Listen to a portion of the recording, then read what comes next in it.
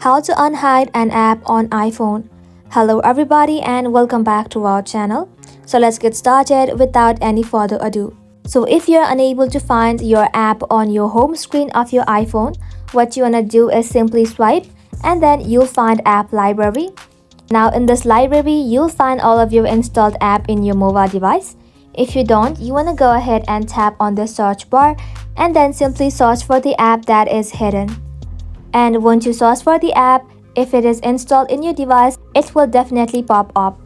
For an instant, let's say I have removed this dash cam from my home screen. And as you can see, it is nowhere to be found.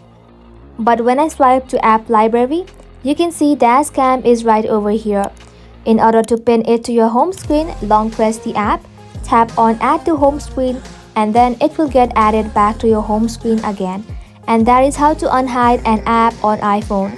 And that's it for today's video guys. Thank you all for watching the video till the very end and stay tuned until our next upload.